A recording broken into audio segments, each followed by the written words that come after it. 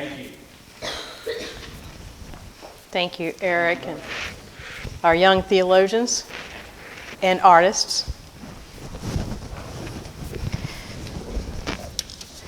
We are beginning our 2019 stewardship season, as Eric said, with the theme, Why Give? And I'm really looking forward to exploring this because as Jack and Celeste started us off perfectly, it's kind of a multi-layered thing, giving, and we're going to have a lot of fun exploring this. So our lectionary selection this Sunday from the Gospel reading is the 17th chapter of the Gospel of Luke. I'll be reading verses 11 through 19. So hear now the word of the Lord for you and for me this morning.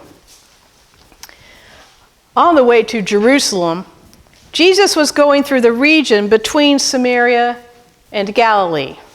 For those of you who are familiar with your biblical history and geography, these two regions were not friends, and the Hebrews of Galilee did not think the Samaritans were worthy of being God's people, and the Samaritans felt that very acutely. So he was going through this region between two peoples who did not get along. And as Jesus entered a village, 10 lepers approached him. Keeping their distance, they called out, saying, "Jesus, Master, have mercy on us." When he saw them, he said to them, "Go and show yourselves to the priests." And as they went, they were made clean. And one of them, when he saw that he was healed, turned back, praising God with a loud voice. He prostrated himself at Jesus' feet and thanked him. And he was a Samaritan. Then Jesus asked, "Were not 10 made clean? But the other 9, where are they? Was none of them found to return and give praise to God, except this foreigner?" Then Jesus said to him, "Get up and go on your way. Your faith has made you well." This is the word of the Lord. Thanks be to God. So I know you guys love stewardship season. You love sermons on why to give, how much to give, when to give. November 10th is Dedication Sunday. Having a good time? I know you are. But, I'm being facetious because I've heard a few of you say, "Oh man, when stewardship season comes around, I'm just, tuning out. I've heard it all before."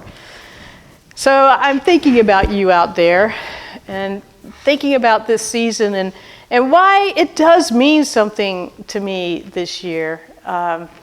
The theme of why give is so pertinent. And I just went to San Diego for a stewardship conference that was largely attended by Presbyterian elders and ministers, also has some Lutherans in there to keep us honest. And there was a statistic that they shared with us that 30 years ago, 60% of charitable giving in the U.S. was given to religious institutions. And today, 30% is. And so that constituted some discussions and workshops on what that means for the individuals who are giving and for the church who is trying to find a way in a world in which a nonprofit sector has proliferated, saying we can do good and not even make you believe an Apostles' Creed. So why give to the church? It's just such a fascinating thing to think about these days. All of you give to many different things. And sometimes you give through the church to these different things who are out there doing work that you think is bringing in the kingdom. So Mark and I, my husband and I, were having this discussion of why we give. And I'll get to that in a minute. But it was in relation to the recent news story. I don't know if you guys have been following this. The tweet that the general manager of the Houston Rockets put out in support of the Hong Kong protesters and the response of the People's Republic of China to that. And the retractions that the NBA quickly made to try to keep that $4 billion flowing from China to the NBA, and all the controversy that whole thing has created about what are the values we're willing to sacrifice for a globalized economy, for a globalized world. Is it all being sacrificed for money because that's the only thing we can all agree on in globalization? So this was the backdrop of Mark's and my conversation about why we give. And Mark said something that I just thought really put the point on it. He said, I give to make sure I'm not making money into God, because it can become something that takes all of my focus, can become the source of my security and how I think life is going to go for me. And giving it away reminds me that God is the real source of all of those things. So I worry that globalization has not only robbed us of a way to have Sabbath, it's also tempting us to make money the God of our lives and not any particular faith. Now, the difference between therapy and church, as far as I'm concerned, is God. Mark and I both give to the church also because we came to the church and found a healing place when we needed it. And part of that healing is the opportunity to focus on others instead of ourselves and our own problems all the time, right? We have many voices, many lives that we hear about in this church. And it's not to overwhelm you or to say, gee whiz, the session doesn't know how to focus on anything. It's because many voices and many lives help heal us, to remind us we're not the only ones here in the room with a problem and with a need, and some of the other problems and needs that we can learn about can put things into perspective in a way that heals us and shows us how we might give in a way Jack was talking about that would actually give back to us something that we need. The best so-called charity is one in which both parties are giving to each other, right?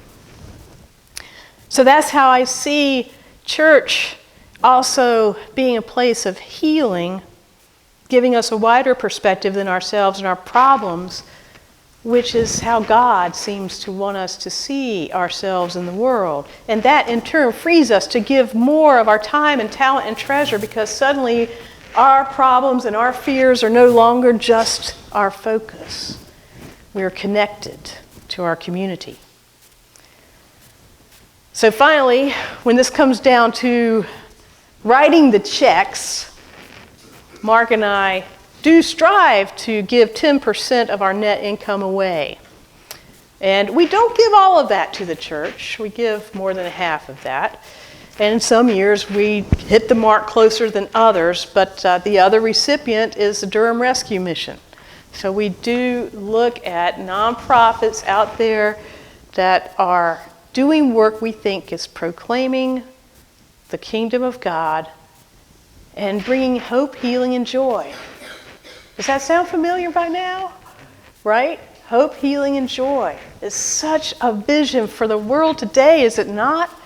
Is it worth giving to an institution who still believes that that is even a worthy goal, that people matter that much, to work and give so that they might experience hope, healing, and joy?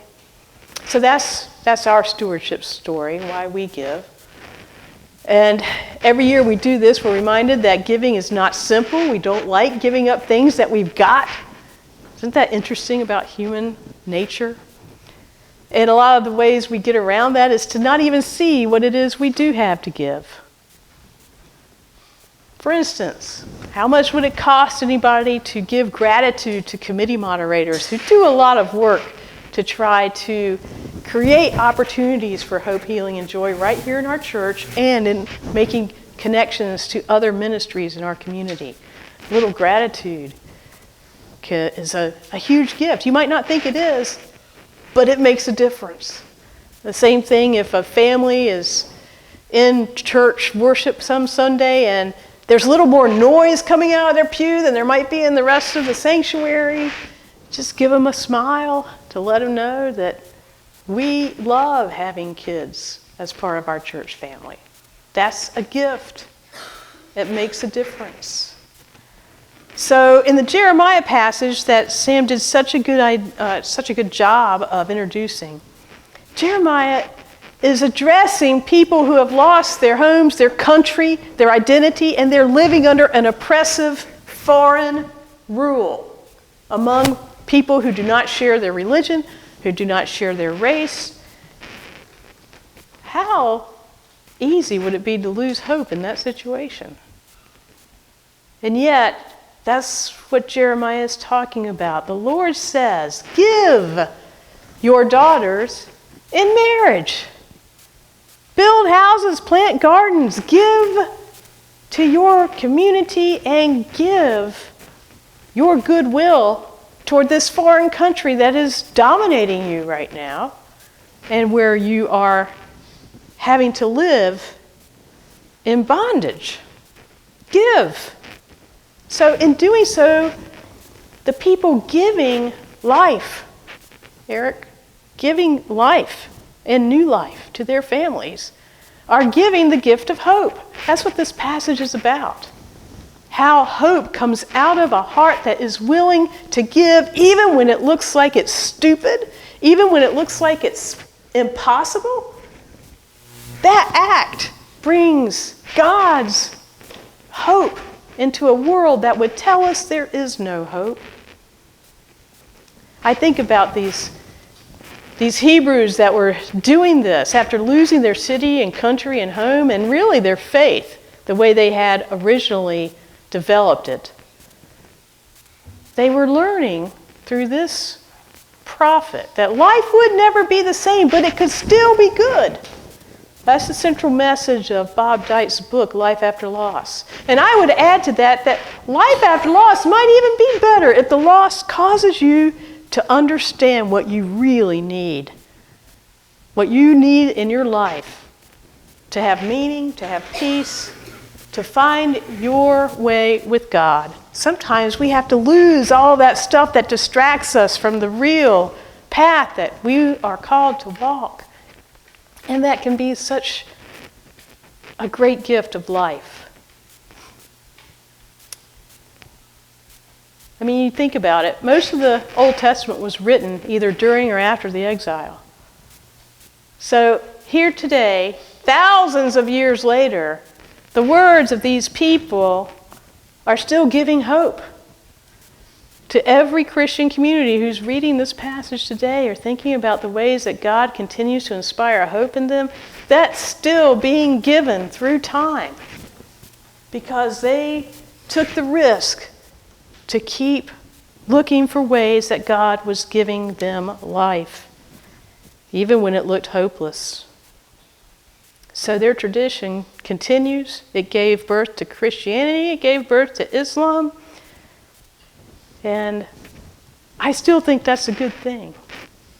So by giving to this community of faith in this place, we give our hopes that our gifts will do something like what theirs did for our corner of the world, something that starts as just out of our particular context and what we feel called to do, to witness to hope, but then goes out in ways that we would never even imagine, beyond us.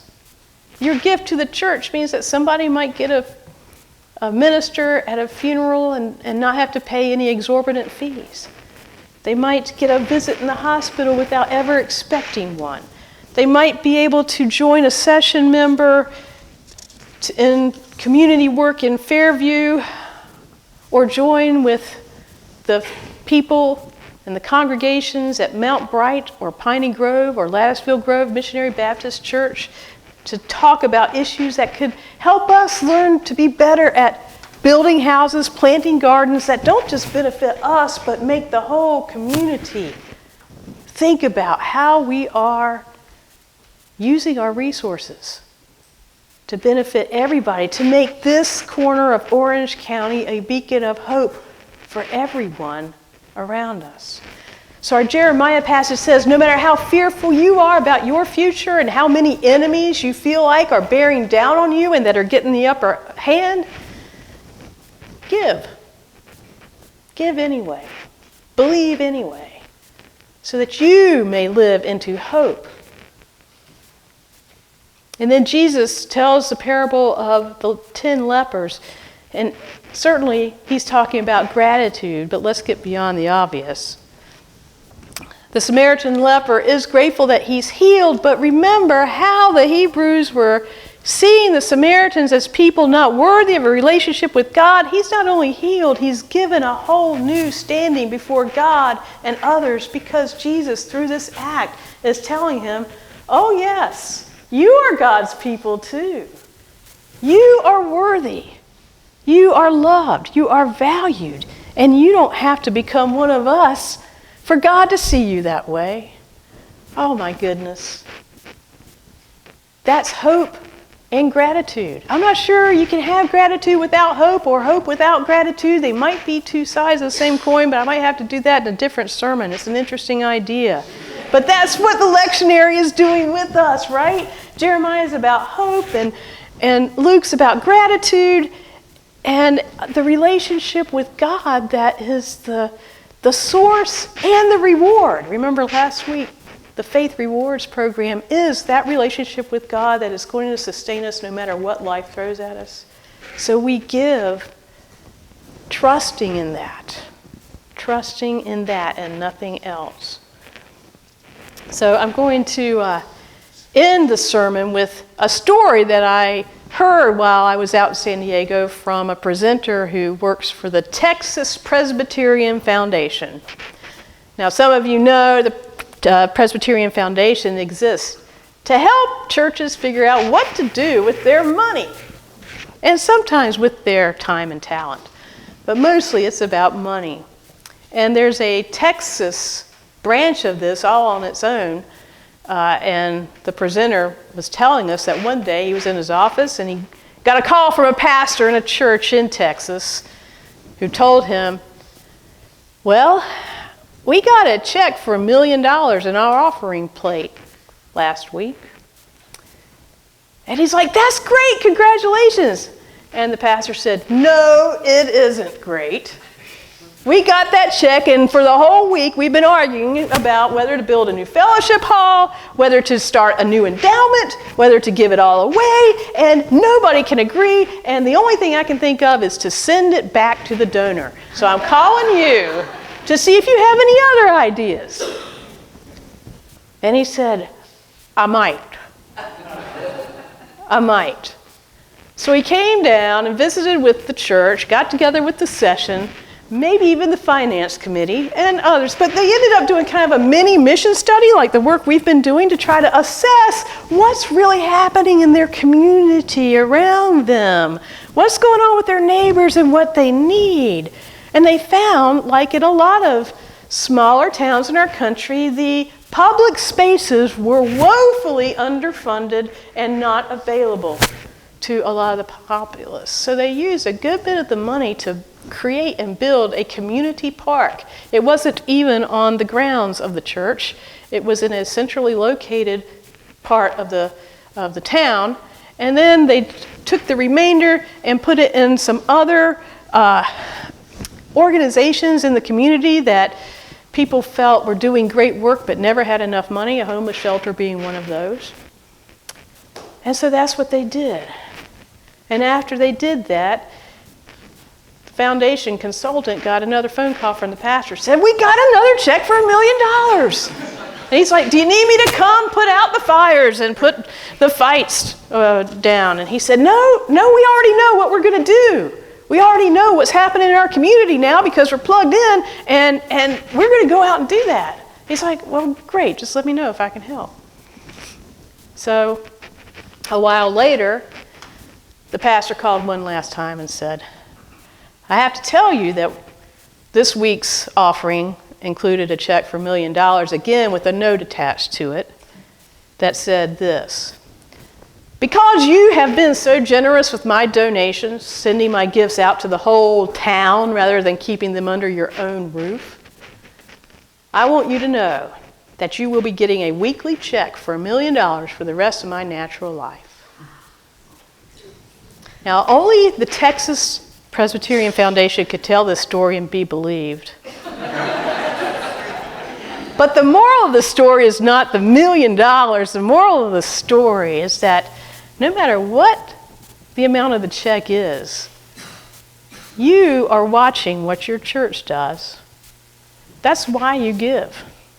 You're watching what our church does with our youth, with our children, with our shut-ins, with our community, and with each other when we have fights over how we might spend our money and time. You give because you care and you want to see God's kingdom being proclaimed, hope and gratitude realized, tangible, a part of everybody's life because this church exists and can do that in a world that needs those two things more than $1 million. I'm so glad stewardship season is here. Think of it like Christmas. We all worry about the Christmas presents we're going to give, but what we really do to make people know that we love them is give them something every day, all the days, the rest of the year. Christmas just reminds us of that. Same with stewardship season. So it's Christmas early. Thanks be to God. Amen.